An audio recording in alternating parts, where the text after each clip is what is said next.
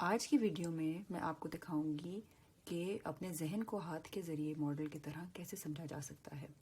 تو اگر آپ اپنے ہاتھ کی طرف دیکھیں اور میرے ساتھ یہ کوشش کریں کرنے کی، تو ہاتھ کا یہ والا حصہ ہماری برین سٹیم کے برابر ہوگا، جہاں پر ہمارے خطرہ ہونے کی صورت میں ذہن کا ایک ہی نتیجہ ہوتا ہے کہ یا بھاگو یا لڑو یا جم جاؤ۔ اگر ہم انگوٹھے کو اندر لے آئیں تو یہ ہمارا برین سٹیم سے اوپر کا حصہ لمبک سسٹم کہلاتا ہے، جس میں ہمارے وہ احساسات جن میں خطرہ ہو، محسوس ہونا یا جذبات کو محسوس کرنا اپنے ارد گرد کے ماحول سے، وہ اس حصے میں سینس ہوتے ہیں۔ یہ حصہ ان کو محسوس کر سکتا ہے، اسے ہم کہتے ہیں لمبک سسٹم۔ اس کے اندر ایمیگڈلا اور ہپوکیمپس موجود ہوتے ہیں جو اس کے کمپوننٹس ہیں، لیکن ان کا مقصد یہی ہے کہ یہ اپنے ارد گرد کا اطراف کا جائزہ لیتے رہیں، اور جو ہی کوئی خطرہ محسوس ہو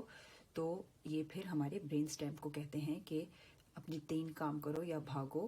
یا جم جاؤ یا لڑ جاؤ، فائٹ، فلائٹ یا فریز۔ اب اگر ہم اپنی انگلیوں کو اس کے اوپر اس طرح لے آئیں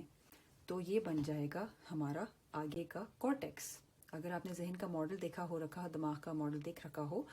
تو دماغ کے اوپر کے جو سب سے آگے والا حصہ ہوتا ہے اسے ہم کہتے ہیں فرنٹل کارٹیکس۔ اور اگر ہم ایک ناخن کی طرف دیکھیں تو یہ برابر ہوگا پری فرنٹل کارٹیکس کے، جو کہ ہمارے انسانوں کے اندر جانوروں سے ہمیں ممتاز کرتا ہے، کیونکہ جانوروں کے اندر پری فرنٹل کارٹیکس نہیں ہوتا۔ اس کا مقصد ہوتا ہے کہ جو بھی ہم سوچ رہے ہیں، جو محسوس کر رہے ہیں ارد گرد کے ماحول سے، اور ہمارے جو جذبات ہیں ان کے بارے میں سوچ سمجھ کر ان کے اوپر عمل کرنا، ان سے سیکھنا اپنے پچھلے تجربات کی روشنی میں، اور ان کی اس کو سامنے رکھتے ہوئے پھر کچھ کرنا، یہ ہمارے پری فرنٹل کارٹیکس کا کام ہوتا ہے، جو کہ ہمارے ذہن کا کارٹیکس کا حصہ ہوتا ہے۔ اب جب بچہ یا بڑا جو بھی کسی بھی صورتحال میں، ایسی صورتحال میں ہو جو ان کو غصہ دلائے ایک دم سے، تو کیا ہوتا ہے کہ ایک دم سے ہمارا اوپر سے ذہن جو ہے وہ دماغ بھگ سے اڑ جاتا ہے۔ اس کا مطلب کیا ہے کہ اب ہمارا ذہن کا کارٹیکس والا حصہ کام نہیں کر رہا، بلکہ اب ہم اپنے اس دماغ کے حصے سے سوچ رہے ہیں جو کہ ان سب چیزوں کا عقل مندانہ طریقے سے جائزہ لے ہی نہیں سکتا، یا اب صرف وہ خطرہ محسوس کر رہا ہے کہ ایسی صورتحال ہے جہاں سب کچھ اس کی توقع کے مطابق نہیں ہو رہا، اس لیے یہاں سے اس کو بھاگنا چاہیے، دوڑنا چاہیے، اور اسی لیے وہ پھر اس کی یہ صلاحیت ہی نہیں ہے کہ وہ بھی سوچ سمجھ سکیں۔ جب تک ہم اپنے غصے کو ٹھنڈا نہیں کرتے تو آہستہ آہستہ غصہ ٹھنڈا ہوگا، تو تب یہ ہمارا ذہن واپس اس اپنے ذہن کے اس دماغ کے اس حصے کو کنٹرول کر سکتا ہے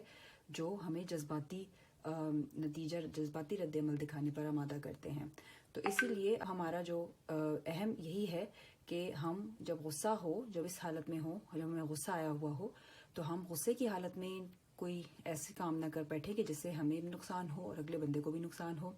اس کی بجائے ہم آہستہ آہستہ اپنے آپ کو پہلے ٹھنڈا کریں۔ ٹھنڈا کرنے کے بہت سے طریقے ہیں جو کہ اسلامی بھی ہیں، اور سائنس کے لحاظ سے بھی ان کا کافی ان کے پیچھے تحقیق ہے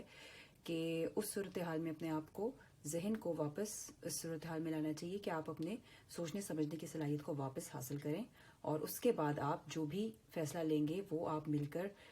اب صورتحال کے مطابق لے سکتے ہیں، لیکن اس حالت میں آپ کے پاس یہ صلاحیت موجود نہیں ہوتی۔